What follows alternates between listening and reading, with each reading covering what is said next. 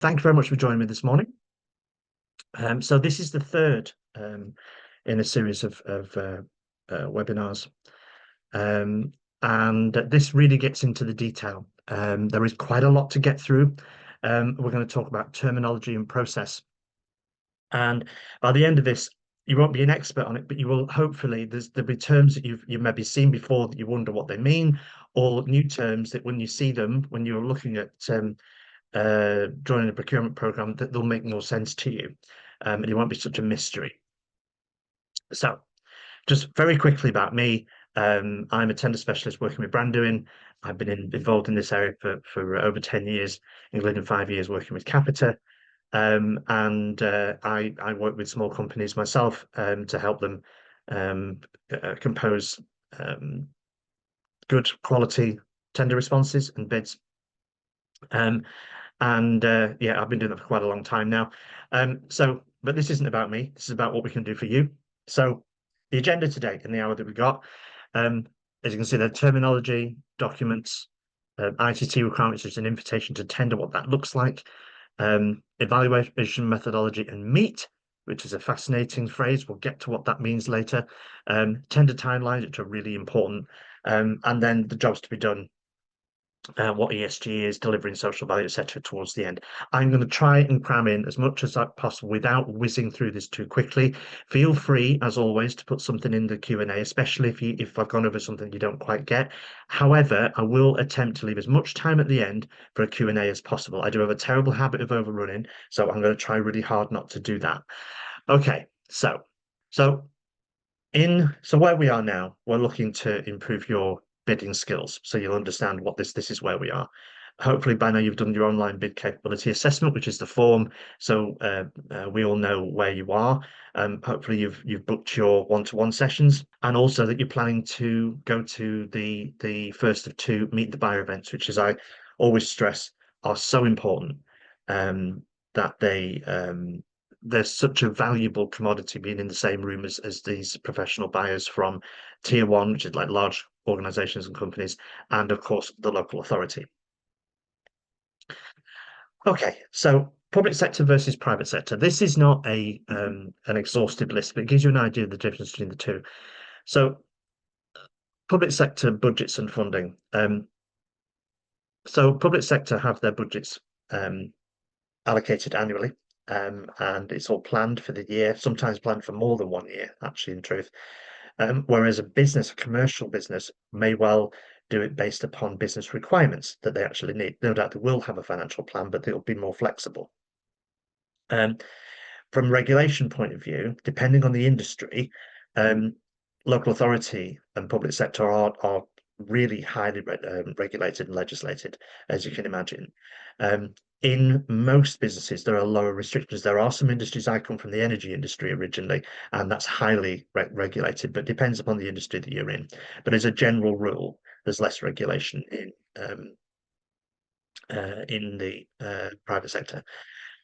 Processes, well, within the public sector, it's specified processes. They all follow them slightly differently, but the process is laid out. Whereas in the commercial sector, it's more varied, and will be essentially just a proposal submission. It probably won't have as many processes involved. And again, these are generalizations. The time varies much, set time periods. This is something we'll get into later on about the timeline for responding to tenders. It's very, very strict, and you have to be aware of it. Whereas it tends to be more flexible within the commercial world. And when you're looking at transparency, well, this is a plus, really, that within the public sector, there's freedom of information. Almost everything, apart from maybe some areas of military defence or some other areas specifically, information is available and is made publicly available on the internet. It's easy to get. Obviously, so you can find out about your potential client, and we mentioned that last time when we were talking about how to research your client. Within the private sector, this is a little tougher. So they have competitive pressures, and they worry about their competition, and they might be governed by competitive rules. And so they won't be quite as easy to research and find information about. Prime motivation is very interesting. In the public sector, spend money wisely. And you might have heard me say, but if you've been on and listened to me before, that we wear two hats when we're dealing with the public sector, in as much as we run businesses. And so we want a good outcome for our business, but we're also taxpayers and we're council taxpayers, and we want to make sure that money is spent wisely. So it's interesting when you're approaching the public sector, you wear both of those hats, especially if you're working within your region. Whereas for a purely commercial company with a commercial relationship and wanting people to provide a service to them, it's a return on investment. It's really quite direct. Um, Stakeholders within the private sector, sorry, public sector, it can be vast. It can be very, very difficult to know who you're dealing with and who's the right person to speak to. That can be quite complex because the number of different areas and different functions. In commercial operations, it tends to be fewer and more easily identifiable. Again, there are exceptions, but again, this just gives you an idea that as a stakeholder, the public sector tends to be very big and very wide. Um, and the focus generally, reducing spend versus increasing profit margins. Obviously, the public sector isn't out to make a profit. That's not how they operate. But they are looking to reducing their spend and saving the money. And we go back to that having two hats on, saving your money to invest wisely. So this is a list. I think we've had this in all three, the key issues facing SMEs. I'm not going to go through them all, most of them are obvious. But yeah, so generally speaking, like I was when I first went into this sector, you're inexperienced. You believe that the industry is dominated by big companies. We've gone through that. That's not the case. Big companies win because they're in it. You have to be in it to win it. And there's lots of pressure now on local authorities in particular to keep wealth in the community and go with the best and most advantageous tender response rather than just the largest company. Um, but there's all these areas here where the whole point of the brand doing fit to bid process is to get through these, educate everybody on what's the best way to approach it and to remove some of the myths and make things easy by introducing these to several people. So as I'm conscious of time, and we've gone through this before, this is, this is an important area.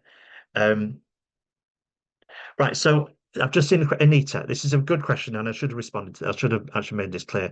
Question is for anyone who's joined today, not realizing that there are two previous sessions of those recordings available, please. They will be. I don't know if they're yet up on YouTube, but they will be on the Brand Doing YouTube channel.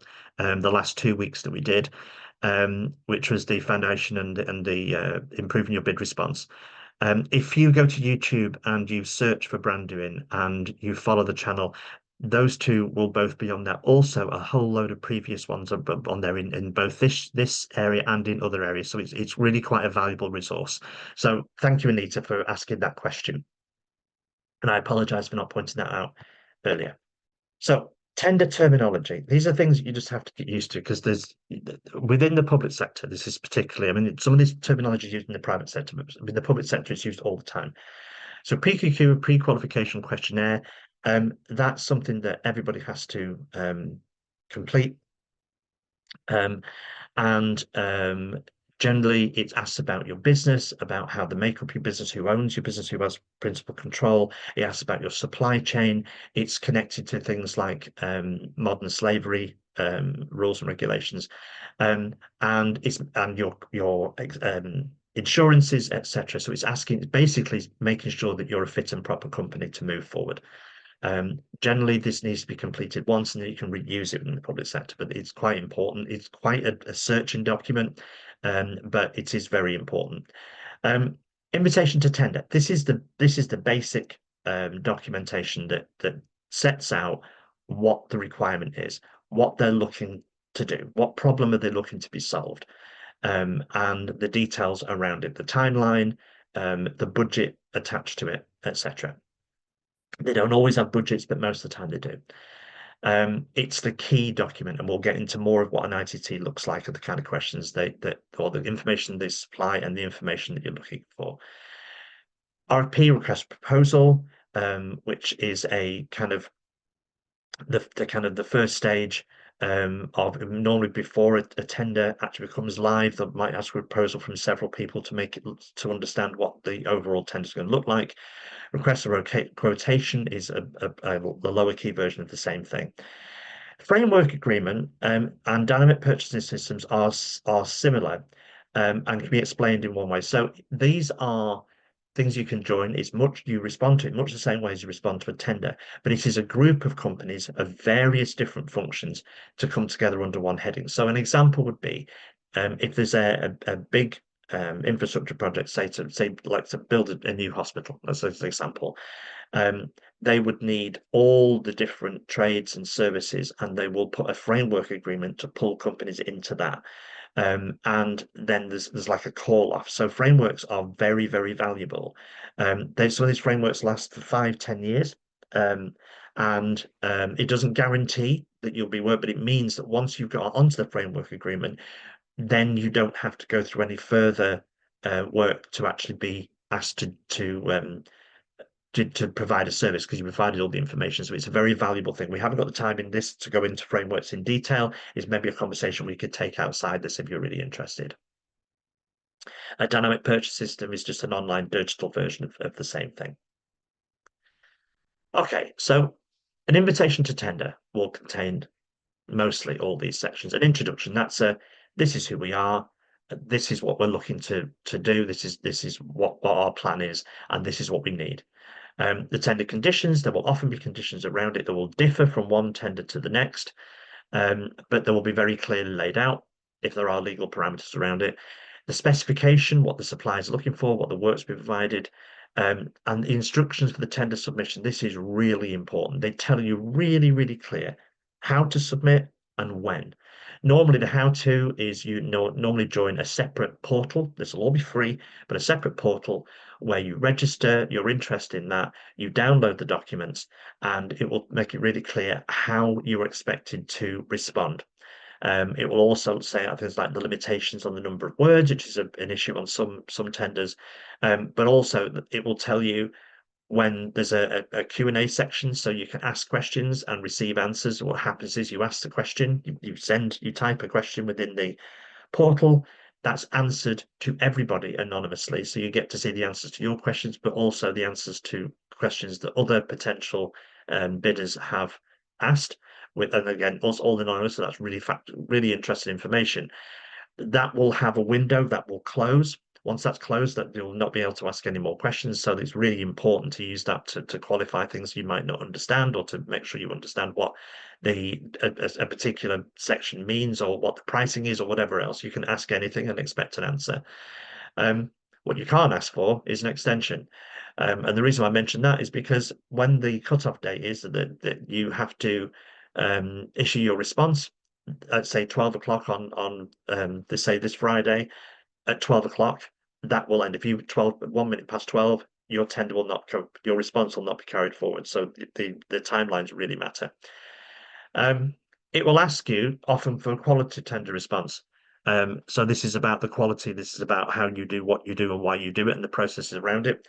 It'll ask you for a price and delivery schedule. Price matters. It's very important to understand the pricing isn't the only consideration. And what they will often give you is a percentage of, say, it's 60% price, 40% quality. It could be the other way around.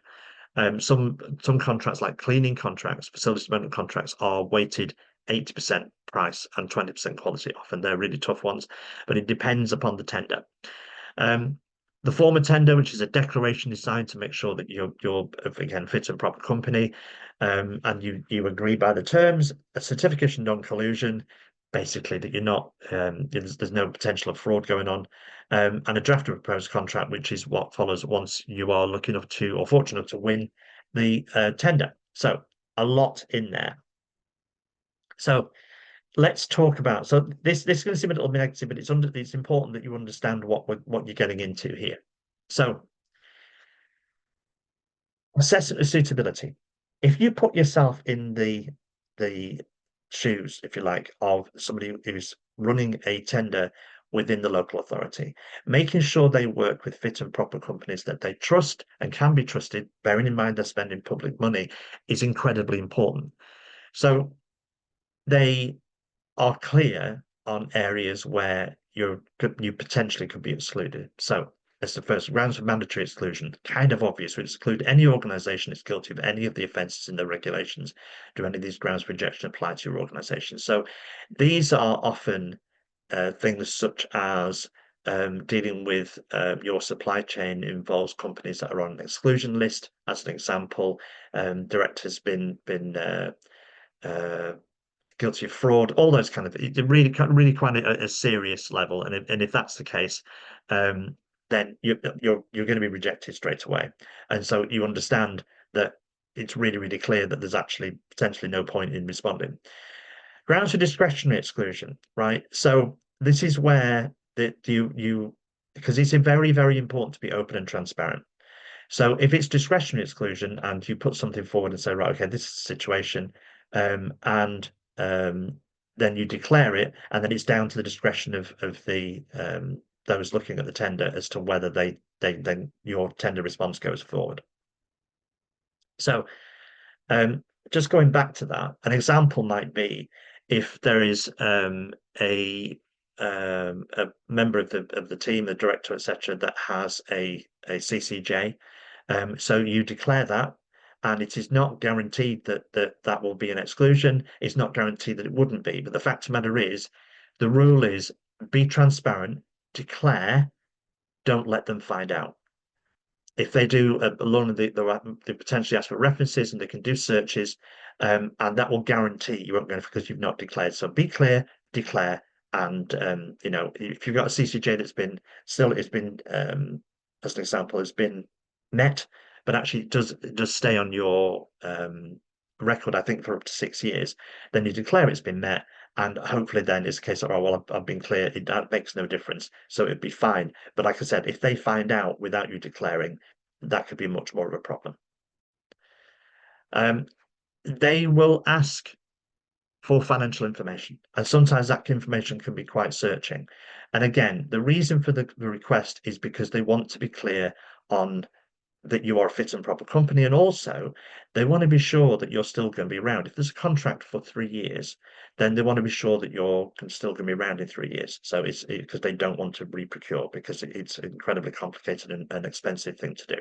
So you answer the questions as clearly as you can. And you might be thinking, well, I haven't been around for that long, so there are ways around that. We will get to that. There are things you can do if you're a new company. They will ask you about insurance. Employer's liability, public liability, professional indemnity. They will ask for a coverage level, and you say either you already hold or you're willing to obtain if successful. And what that means is exactly what it says. So if you don't have, say, professional indemnity to 2 million, you can just say that I'm willing to obtain that should I win. That's a perfectly successful, perfectly perfect answer. Obviously, then you would have to do it, but it does not mean you have to have it now. It's basically an awareness that if you win the contract, you have to have things at this level. So that's quite straightforward to do. So the technical method statement, this is where they lay out what's important to them and how important it is. So as you can see there, the service delivery, a mobilization plan, a management structure and information. So looking at these, provide a detailed method statement outline how you propose to deliver the service, etc., etc. Quite detailed. You'll be told how many words or how many sides of A4 you've got to respond to that. Excuse me. If it's 500 words or 1,000 words, it's not a target. Going back to the things we said before, it's all about clarity. You have a mobilization plan, so how do you actually get these tasks done? And your management structure, what your company actually looks like, how it's made up, who the key personnel are, but also, as I say, at the end there it says, and business continuity agreements. In other words, what happens if something goes wrong? If people aren't available, how do you manage that? So they may well ask all that information. As you can see here on the side, there's a weighting. So looking at those three things, all three are important, but they're weighting from a scoring point of view is they weight the service delivery as 25%, the mobilization plan as 10, and the management structure and information as 15. Now, this is not really the same for everyone. This is taken from a real one, something that Brandon actually put themselves forward for. And these are the weights taken for them. So this is real, but it's not going to be the same for every single tender. But it gives you an idea. It doesn't mean that the mobilization plan isn't important, but it means that it's just when they score this, they will score service delivery with higher, they'll take that more seriously, if you like. The mobilization plan should be straightforward, but you make sure that you answer all these questions properly, but it gives you an idea, the weighting gives you an idea of how important that section is. So again, following on to experience, business engagement, equalities. So experience of your team, incredibly important. And they want a relevant experience of your organization and delivery of business support service. So this is what this is something that branding was going for, was business support service, something like what you're going through now with Fit to Bid. And they wanted to know, well, how much have you done in this area? What have you done before? Give us examples of similar related training, what diverse range of organizations you worked with in the past 3 years, contract value, etc. So quite searching. And so that has a weight of 20%. Business engagement, an example of how you work with your SMEs. Again, this is wording for this particular one, 10%. So 10%, and also 10% about equalities, about how you engage with people from different ethnic backgrounds, etc. And that's is really key. It's important. 10% is still important, but it gives you a balance to say these weightings gives you an idea of what they're looking for and what really matters. And then you're things like, for those that you're in the southeast London living wage, I'm in the north, so this is not something that I get involved in. But that's a question, but there's no weighting. So this is as I say, this is for information only. And if you don't pay London, they're just asking this. There's no weighting to it, so they want an answer, but if you like, the answer isn't relevant to the scoring.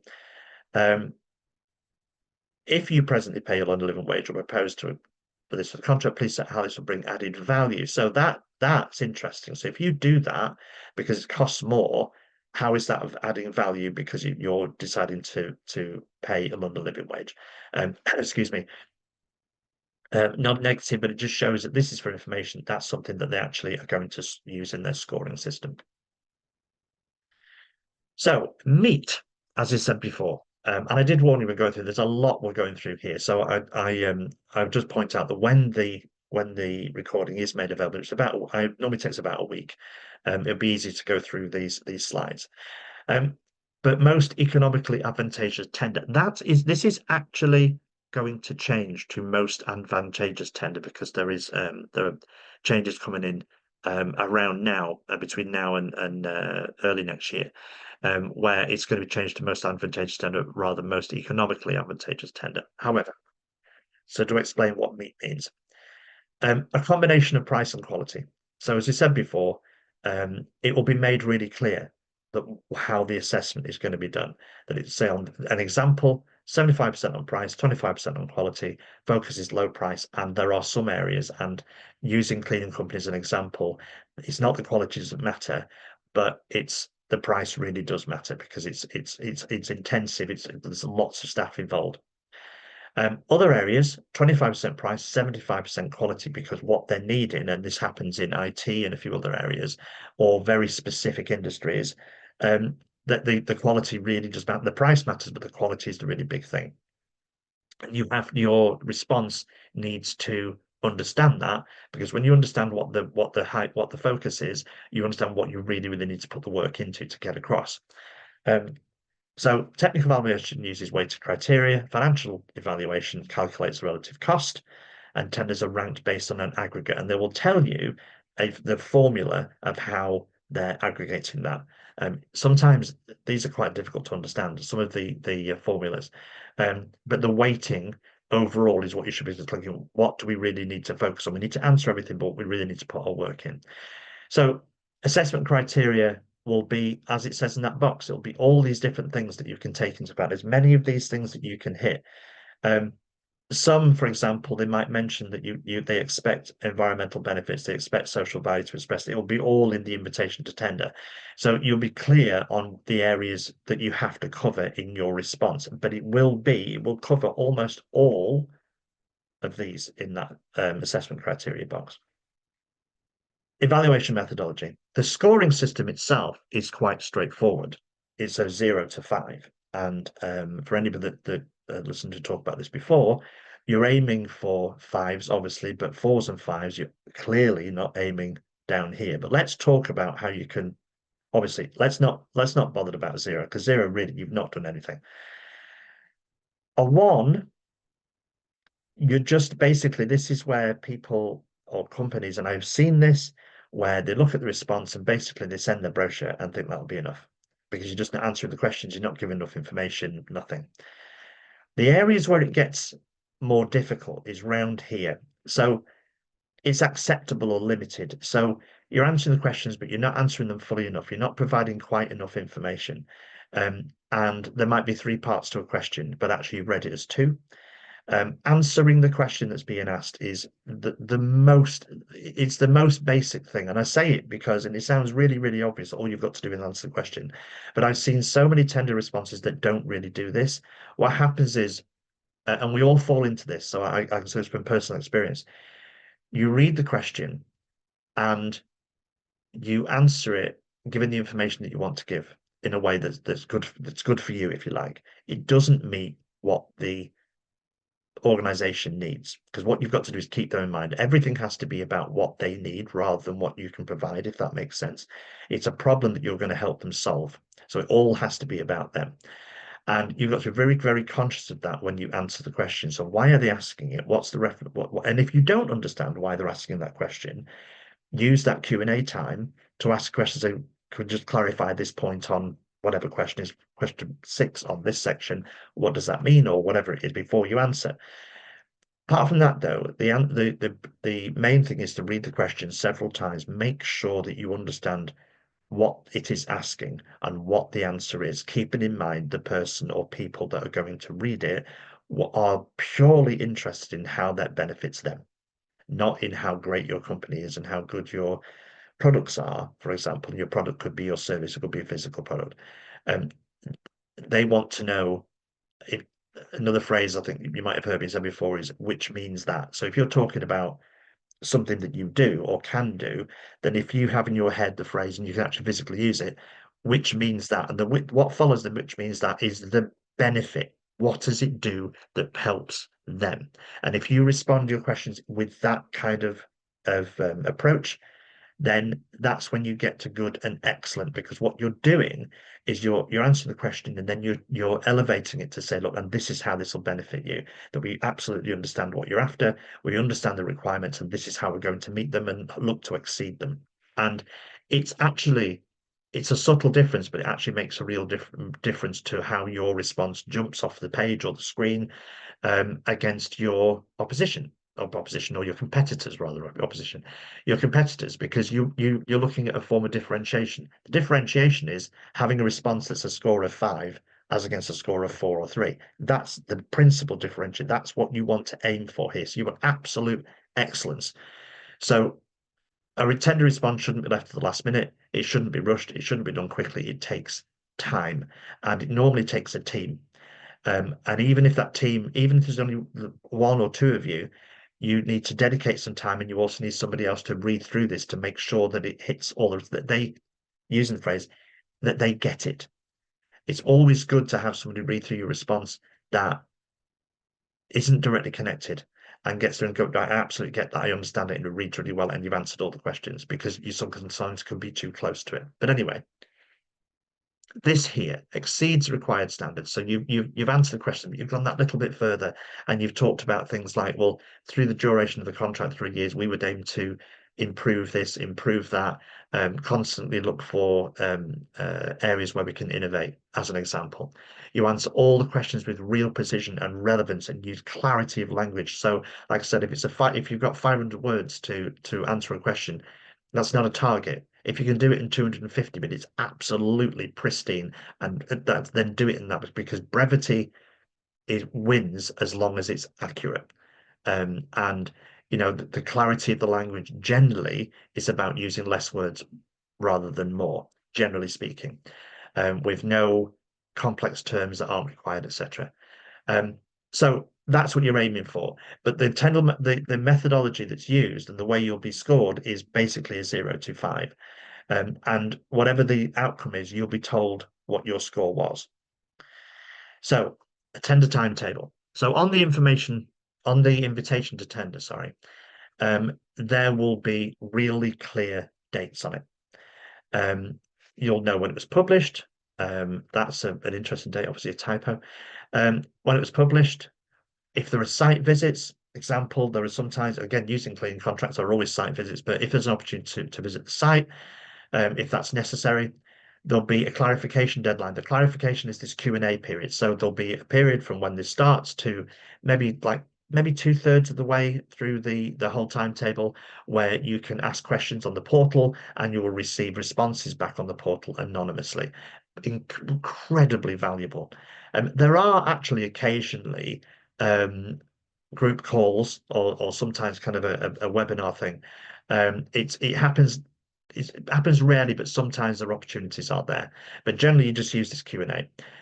There will be a submission deadline. That will be absolutely rock solid. Like I said, if it's a particular time on a particular date, then you don't have any leeway on this at all. You can't say, "Oh, I'm not ready. Can you add?" They won't add another day. There will be then an evaluation period, and that gives you an idea. One second. My apologies. We've just moved into a new house and we've got builders in and it's very dusty. My apologies. I didn't want you to listen to me sneeze. Okay, sorry, moving on. Um, so that evaluation period is the time when they look at all the tender responses and they go through them. They then will make an announcement, or it might be a shortlist, because sometimes, as it says there, you might have an opportunity to do a presentation. If you're invited to a presentation, then it may well be in person, it might be online, but you'll be given very specific details on what that presentation to look like. So it doesn't mean necessarily just put a PowerPoint together, even though that's something you might use, but you'll be told what that presentation is, how long you've got, and what they're looking for. Now, the difference with the presentation, just quickly, we haven't got time to go into detail, but the difference with the presentation is that will be to the people actually probably looking to utilize your service. The difference with the first part of your tender response is the fact that will go to the procurement team who aren't the operators, whereas the presentations will be to whatever team or whatever function actually need your product or service. So it'd be a lot more specific. Then ultimately there'll be a notice of award and a contract start date. All those dates should be in there. So you'll know that it's likely that there'll be a shortlist and a presentation. Not every tender has that. Some just go through, they have an evaluation period, they issue an award, and it's really transparent. You'll find out where you are and how you scored. And if you won, then you'll go to the draft contract stage. If you haven't, then you can get feedback. You should receive feedback automatically, but you can respond. You can ask for feedback on your score and any extra information, because this is really, really valuable to improve your tender response for the next one. So these bullet points here, kind of golden rules. Read the tender timetable carefully. Yeah, get it on a spreadsheet, and make it really clear. Know your deadlines. Absolutely understand what the key milestones are. Understand what that clarification deadline is. No point in saying, "Oh, we could really do with getting this clarified," and you've missed the date. Don't leave it to the last weekend to complete, and don't leave it to the last day to submit. So we always say, plan as a bare minimum, plan to have so using this week, if a submission was due this week, then we would always advise people to be ready for midday on Thursday for a submission that is actually going to be put forward to submitted by midday on Friday, because things happen. Sometimes portals go down, they get hit with lots of responses and they're slow. You don't want any of that. You want to be ready at least a day ahead. You really need to give yourself several days, because then you need somebody to overlook it and have some evaluation of what you've actually done and whether it makes sense to proofread. So you plan in advance right from the beginning. You mobilize everything, you get your core team. If that core team is just you and maybe one other person does, but if it's more of you, you mobilize them and everybody gets jobs as to what to do. This is a bigger subject to go into about your team, but the basic thing is these dates aren't going to change. Sometimes from a tender being published to the submission deadline is 3 weeks, and that's not a lot of time. And so the more work you can get done ahead of time, we always suggest you have something called a bid library, which builds as you respond to more and more tenders. So you've got a lot of that information ready already. But you need to make sure that you understand the timetable because it won't shift for you. Okay, focus on what the buyer wants, not what you want to sell, which is what we were referring to before. It isn't about features, it is about benefits. I'm sure anybody's in sales, all of you have heard that before, but it is incredibly important in this area. You won't win anything on features by saying we're great at this, we've got this, we can use this, let's use a really simple, we've got this new machine that does this. Well, so what? How does that benefit? The so what? Yeah, literally, we've written this, we've answered this is what we do. So what? Well, the so what is completely answered by the which means that approach. So you define your market around the job to be done. So you understand what it is that's needed. You look at what their outcome is. What are they actually looking for? And they should have spelled it out so you can understand exactly what it is they're looking for. You want to see whether they give you information on what's been unmet, what's happened in the past. You discover hidden segments of opportunity, and which means you look at things. What can we do? What can we do better? What do we do really, really well? And what can we evidence to say we do this really well that's a differentiator, especially in a crowded market? What do you do that you can say, well, we do this, and we can prove we do this, and we do this really, really well. And you formulate and deploy a winning strategy. Winning strategy essentially is to put something together that meets their needs. It's focused on the client, is not focused on you. It's all about the value that you provide rather than the bells and whistles, for want of a better phrase. So, little exercise. What is your customer trying to get done that will lead to the outcomes they seek? What are they trying to achieve? The problems they're trying to solve, the needs they're trying to satisfy, and what are their big outcomes? So as it says, define your bids and turn the structure around the job to be done. So if the job to be done is what their needs are. So for your customers, what is it that your customers, what are they trying to achieve?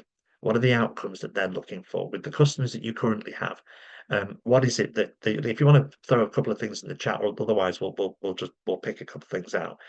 Like I said, as ever with these things, there are no right or wrong answers. It's purely an exercise just to see whether we can talk about our own customers and what are they trying to achieve. So what outcome are your current customers looking for? Just give you a minute to think about that.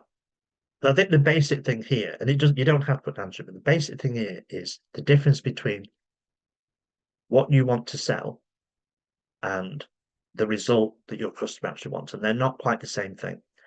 So in the area where we work with another part of our business, we work with small energy suppliers, and the outcome that they want is they want to be protected against well, really actually protected against Ofgem, protected against the industry. They want to be guided through the compliance such that their outcome is that they want to feel safe.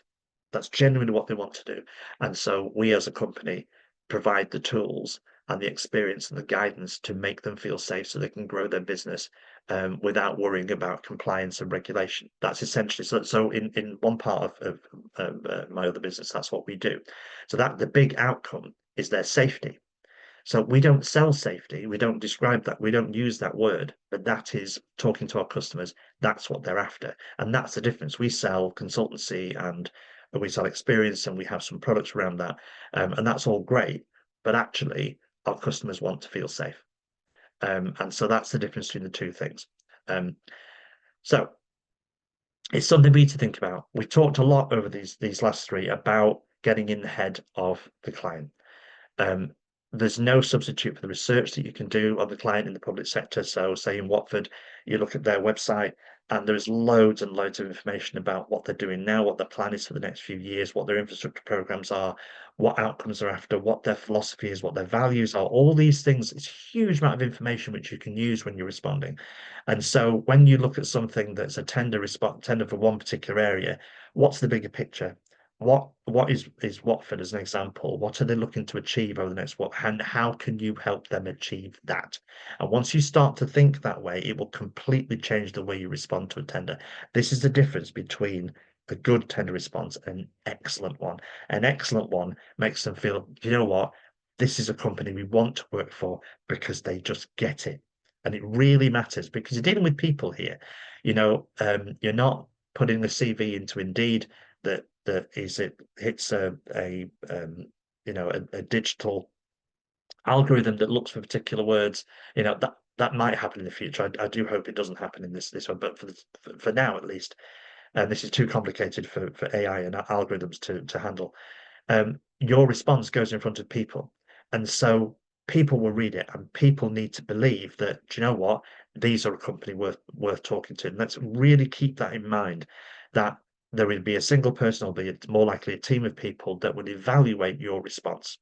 So if you give them, if you understand them, if you show that you understand them, you show that you will go over and above. Um, and over and above, what I mean is that over and above in as much as you don't suddenly start promising things you can't do. But the over and above is you've looked at the bigger picture, you've looked and understood that what they're trying to achieve is this, and we get it, and this we will help you achieve that. Um, and that is the difference.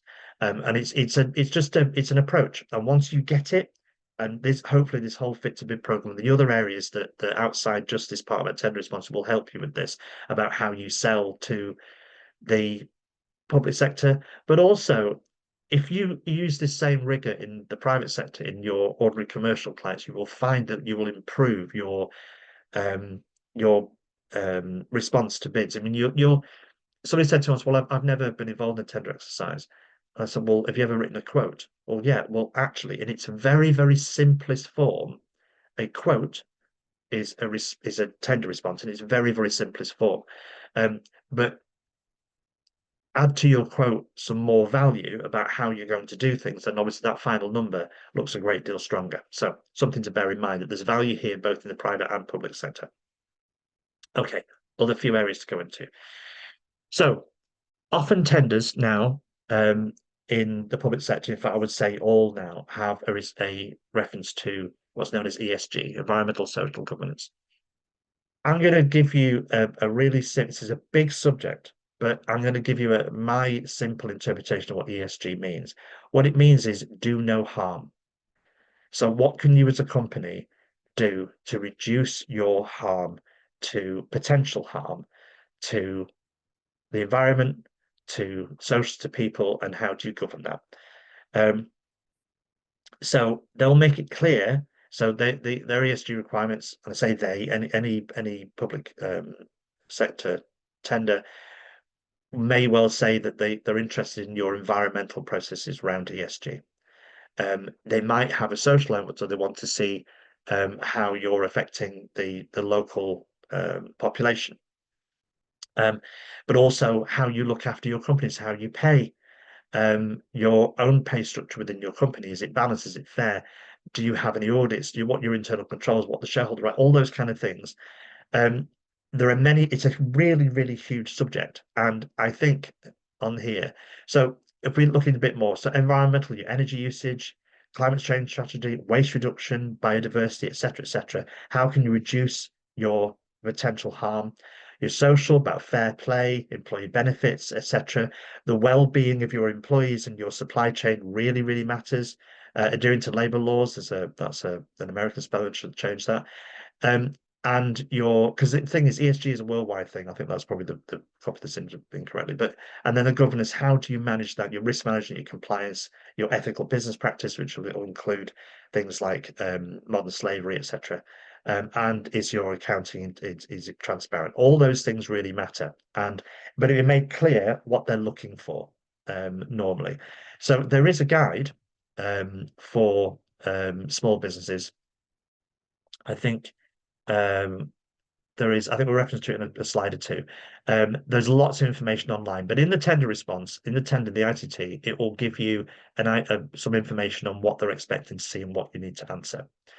So it is not just environmental. You look at the bigger picture. Um, you see if there are existing frameworks that you can implement. You look at anything that you can do, and the thing is with this to bear in mind before you think, oh my word. A lot of these things you'll already be doing. Like you genuinely will be already doing it. It'd just be a case of wrapping it up in a framework, and there are frameworks available to help you with this. Um, wrapping that up in a framework or in a process that you can measure and you can evidence, because measurement matters. So you need to be able to display and measure how your aim. So your aim might be, in very, very simplistic term, to reduce your carbon footprint. As I'm choosing a really simple one here. And by simple, I mean just a simple sentence. Over the duration of the contract by 30%. That, and then how you're going to do how you plan to do that. That's an aim, and that you what you want to do is to measure that over the period, and what they want to see is the desire to actually meet these targets. Okay.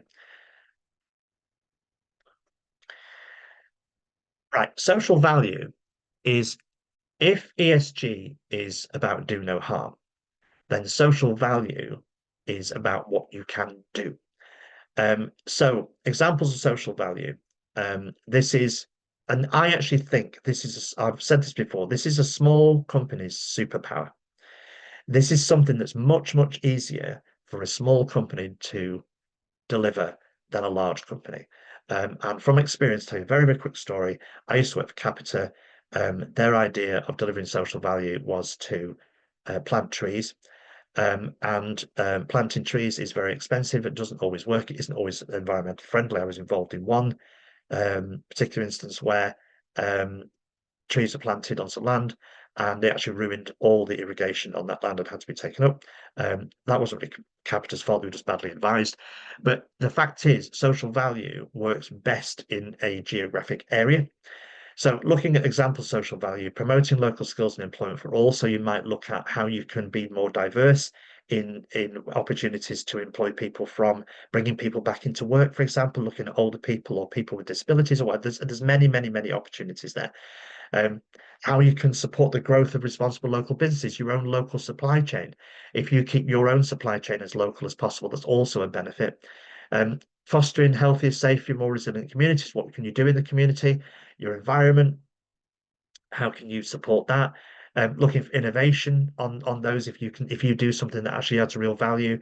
Um, Again, looking at your supply chain resilience capacity, how do you make sure that you pay fairly for your services? Um, Climate change, of course, and equal opportunity. These are just against, there are others. But social value, again, you may well be doing some of these things already. You may be supporting apprenticeships within your local area. You may well be getting involved in other charities, other work that you get involved in. But it's a case of displaying that, evidencing it, and showing what you're doing now, what you plan to do in the future. It will often be up to 10%, or no, it will be 10% as a minimum of the value of the value of your response. So sometimes it can be more, but on tenders over, I think over the current rules are tenders over 100,000, I think it is, 10% of your response and your scoring will be about social value. So it really, really matters. But like I said, what you're often evidencing is things you already do. So it's not something to be scared of. It's a case of how do you actually display this? So there is a guide to social value on from Mary London. The if you just type in guide to social value from Mary London into Google, this comes up. You can ask the guys at Brandon, and they will send you a copy of it. It's really, really good. It's a really, really good document. I wish something like this was available all over the country. It's not. Although the guide actually isn't just London based. But it's a very, very good, very, very good document, which I suggest that you download or just look for more information online. Um, so in the time that we've got, we haven't really got time to do an actual SWOT analysis. This is something that you should look at when you get your invitation to tender and you look at it. You need to make a decision as to whether you're going to go forward, a kind of go, no go. And the easiest way to do that is to do strengths, weaknesses, opportunities, and threats. So, what are your strengths? So we fully meet the requirements and add value to score highly. Weaknesses, we do not fully satisfy certain high score requirements. What are they? Opportunities, it's a high value contract, prestigious customer partnership, consortium, etc. And what are the threats? So they might not be the same as something, but it's a very good way of looking and thinking, do you know what? We can, looking at everything overall, we can progress with this because we think our strengths outweigh our weaknesses and our opportunities outweigh our threats. If they don't, then you need to look at again, how can you change that to make it stronger? Or it might be that this particular tender is not the right one for you and to look for another one. It's a really valuable but straightforward exercise to take. So, so as it says there, if you want to go fast, go alone. If you want to go far, go together. So this is something, this is an area where um, if you certainly as a smaller company or a new company, what you can do is you can look to partner with a company that's been around longer. So in a positive partnership. So I'm going to use an example of a landscape gardener, new landscape gardener, wanted to apply for a tender. This is a company we worked with a long time ago.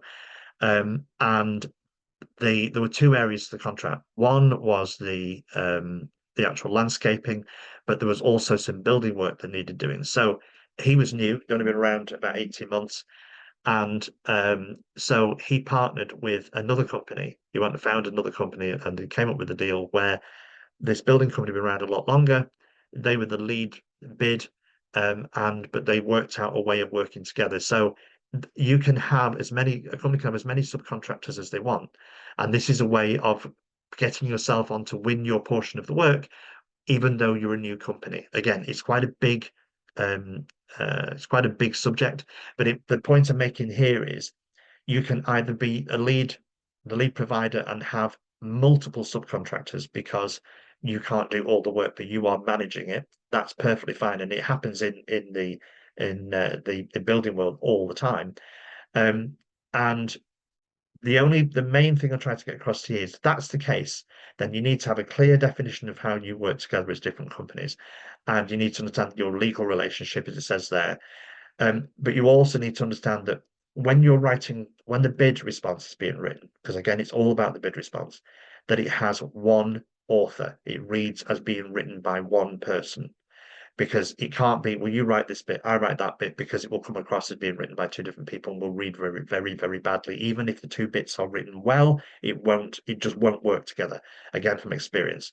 So somebody needs to be in charge of bid writing. This is a much bigger subject and something that we could get into at another time when during your this whole business support process. There are external bid specialists that manage process. I've been involved in a couple of these that are quite complex. But it is something for you to bear in mind that you, as a company, you could be the lead provider, but you actually say there's 20% of what's been asked for you can't do, then find a company to work with and have them as a supplier. That's perfectly fine. You can have multiple subcontractors, or you can be a subcontractor to somebody else where they manage it. So worth looking at depending on what the contract actually is.